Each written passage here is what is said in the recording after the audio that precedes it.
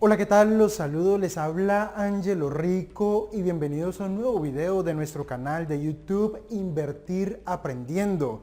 El día de hoy vamos a tocar un tema que se me hace interesantísimo y es que vamos a hablar acerca de las burbujas especulativas, las burbujas bursátiles o las burbujas financieras. Y para ello vamos a tomar como ejemplo a la burbuja especulativa más famosa de la historia. Vamos a hablar de la tulipomanía. Esta es la más famosa, no porque haya sido la más grave o porque haya sido la más importante, sino porque las personas se quisieron hacer ricas con un instrumento o con un activo muy excéntrico. Se quisieron hacer ricas comprando y vendiendo tulipanes.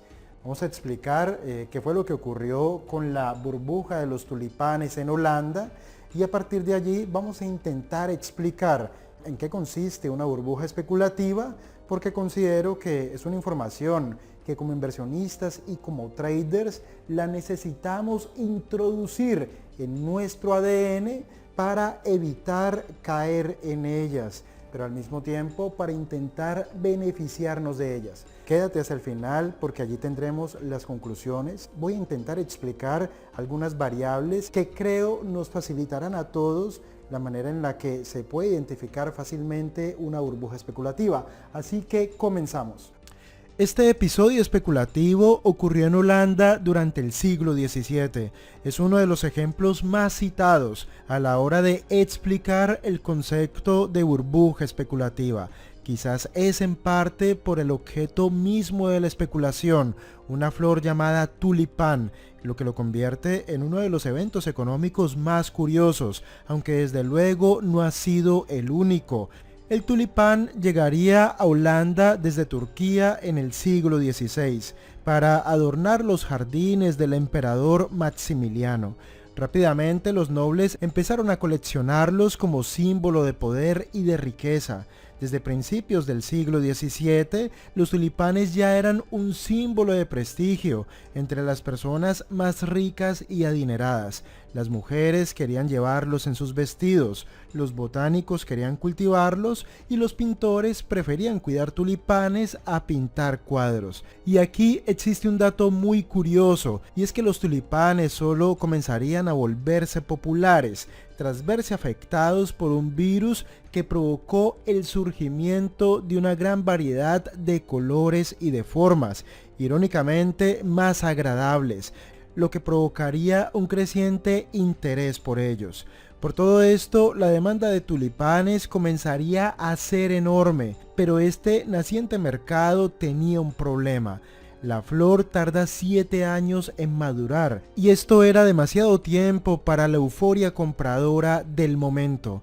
En algún punto, los comerciantes, es decir, los traders de tulipanes, se dieron cuenta de que podían vender los bulbos que se obtendrían de la próxima cosecha. De esta forma, el comerciante recibía un pago por sus futuros tulipanes y el comprador recibiría un derecho reconocido a través de un documento escrito, y este derecho le permitiría obtener esos bulbos cuando florecieran. En otras palabras, estamos hablando del primer mercado de futuros de la historia. Actualmente este tipo de mercados por supuesto que todavía existen. En ellos se compra un producto por un precio fijo antes de que éste haya sido producido. Es decir, se compra el futuro producto.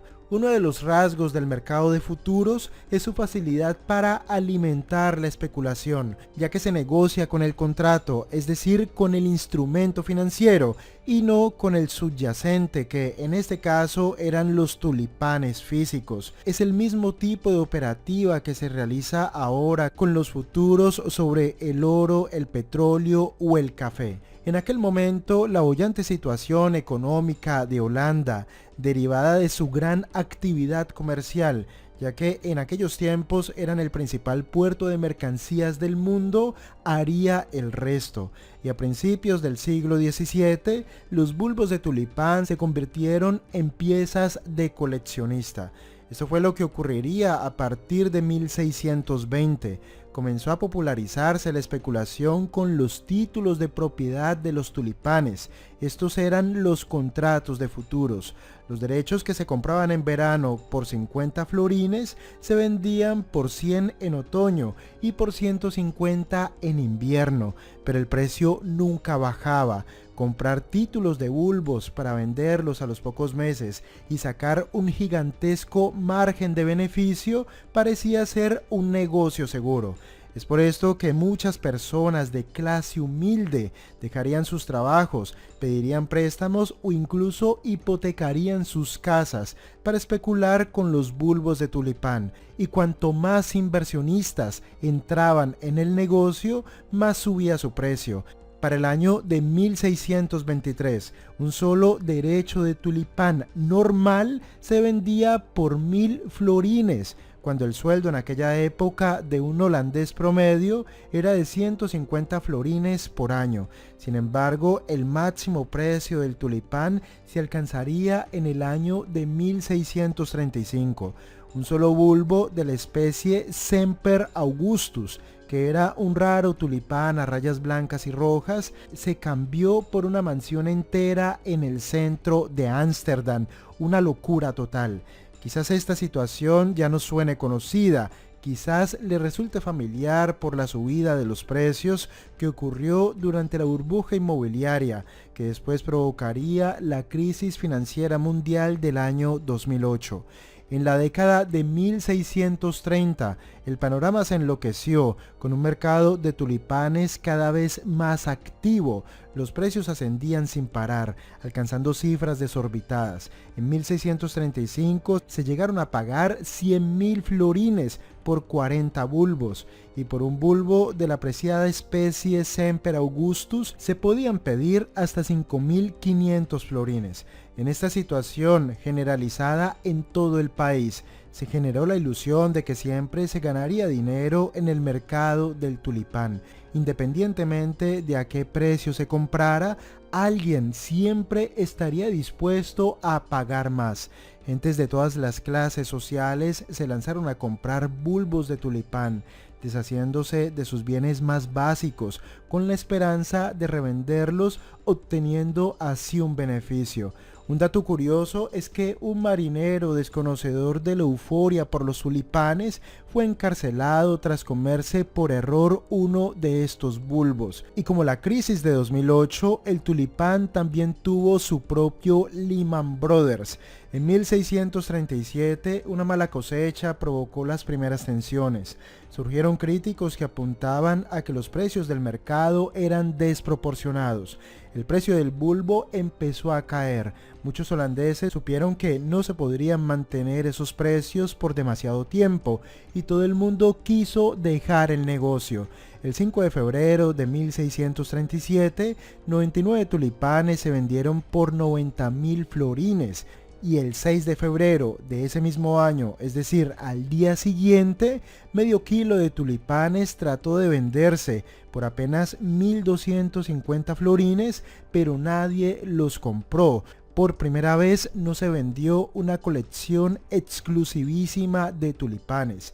Se había terminado la demanda y la burbuja acababa de explotar.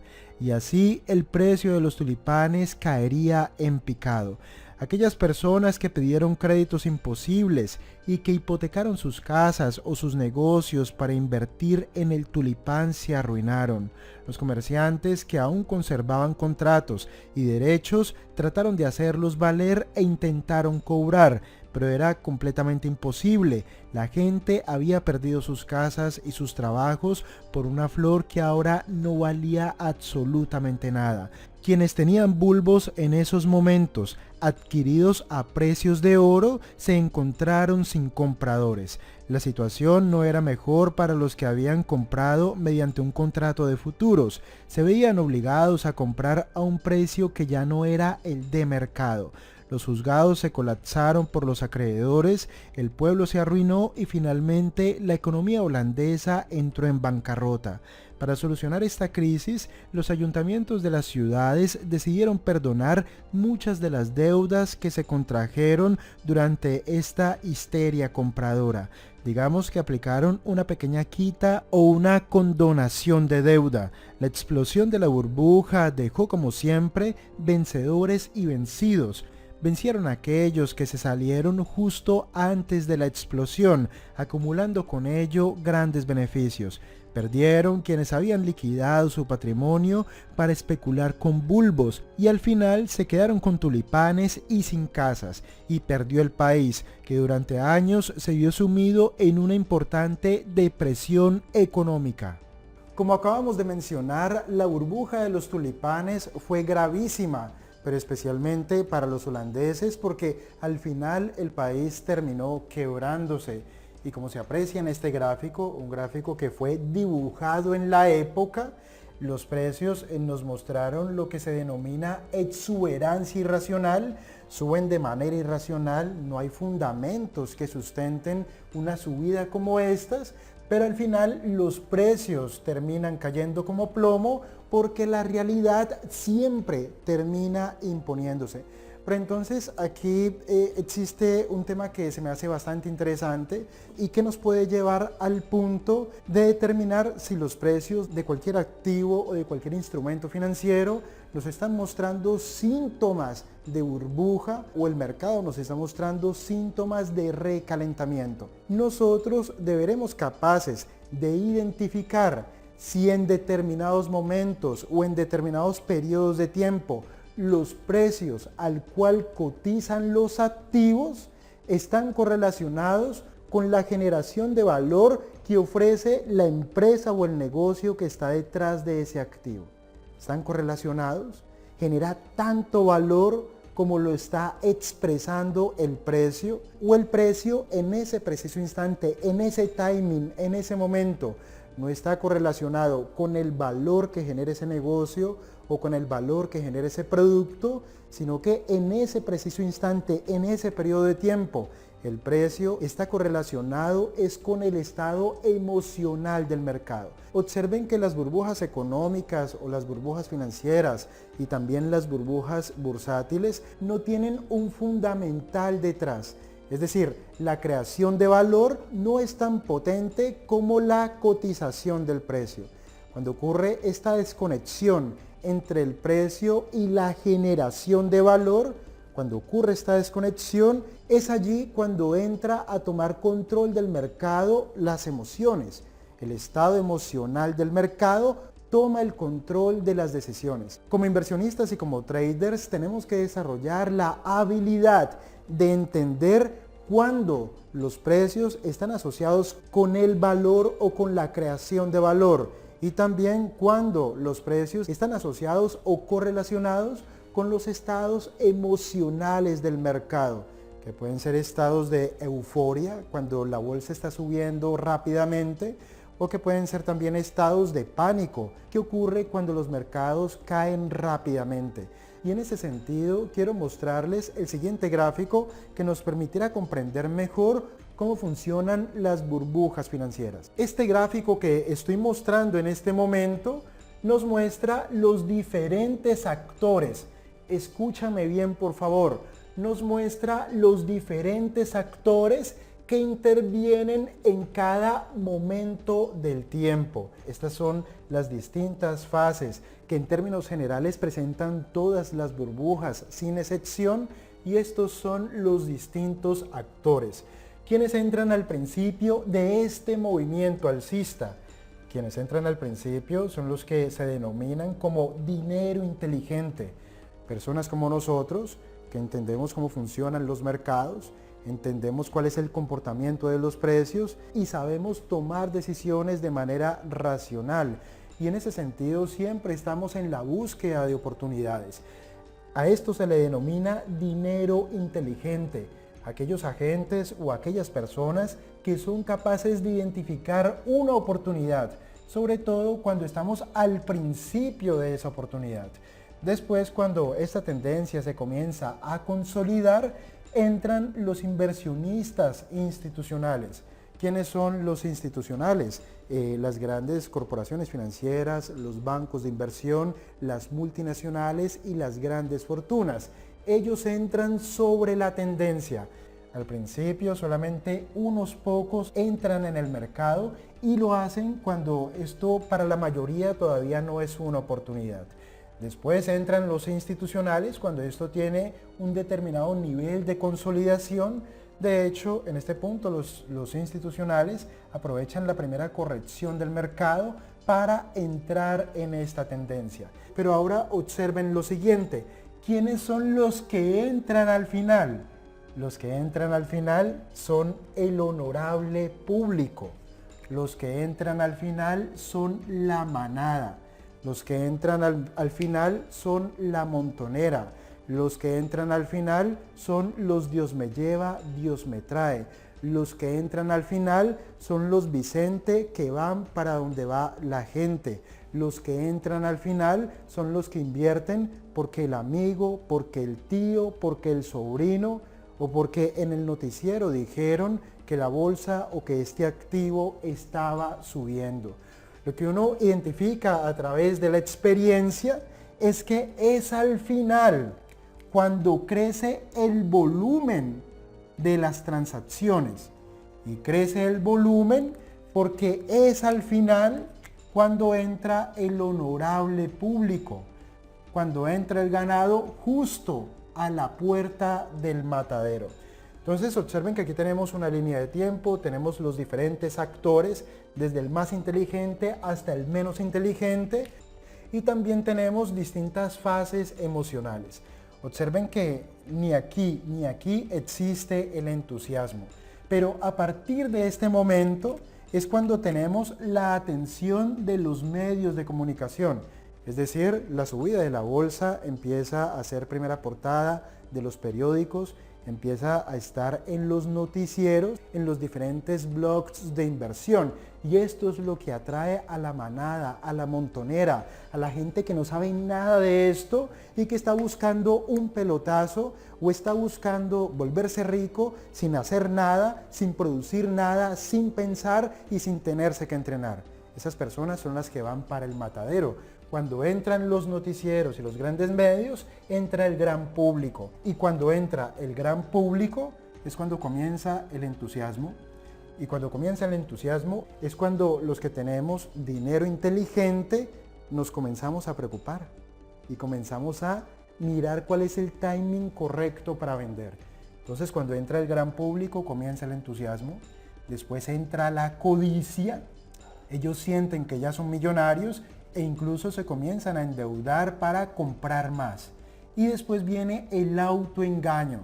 Empiezan a buscar noticias que favorezcan las decisiones que ellos han tomado, o empiezan a buscar indicadores, o empiezan a buscar todo tipo de situaciones que avalen lo que ellos acaban de hacer, y eso se le denomina engaño o autoengaño. El hecho es que compran en máximos históricos de todos los tiempos. Y esto por supuesto en algún punto nos tendrá que ofrecer un retroceso. Aquí viene la negación. Justo en este punto ha entrado la mayor cantidad de personas. El gran público, los que no saben nada, los que no entienden, los que nunca se han entrenado. Entraron porque lo vieron en las noticias y entraron porque el vecino se estaba volviendo rico. Ellos comienzan un periodo de negación después de la primera caída. Y después esto viene otra vez acompañado de un movimiento alcista pequeño y parece un regreso a la normalidad, pero esto es justo antes del inicio de la tormenta. Cuando comienza la verdadera caída, comienza el miedo, que es también lo que se puede denominar como pánico. Recuerden que aquí muchas personas se han endeudado o han hipotecado hasta la casa para entrar. Entra el pánico y aquí llega la capitulación. ¿Qué es la capitulación? Cuando la gente tiene que vender por un margin call, cuando la gente tiene que vender porque les hacen un llamado al margen, cuando la gente tiene que vender porque se les acabaron las garantías, cuando la gente tiene que vender porque ya no queda dinero en la cuenta, cuando la gente tiene que vender porque ya es completamente pobre. Entonces llega la capitulación y la capitulación provoca todavía más ventas, hasta un punto en el cual el activo llega a la sobreventa. El dinero inteligente hace rato que vendió aquí arriba y el dinero inteligente ahora está viendo el momento para comprar aquí abajo y la historieta se volverá a repetir. ¿Cuál debe ser el objetivo de todos nosotros?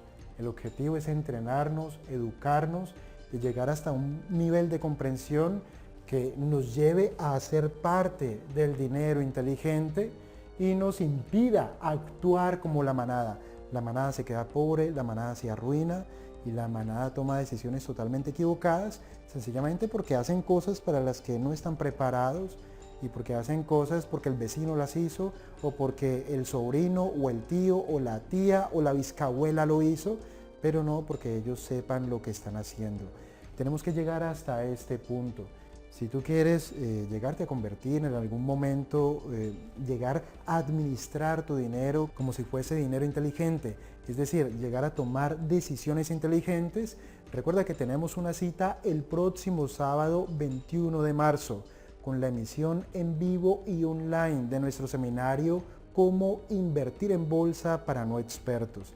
Te dejo un link debajo de este video y si logras inscribirte lo antes posible, te podrás beneficiar de la actual promoción de preventa. Una promoción de preventa que está muy cerca de finalizar.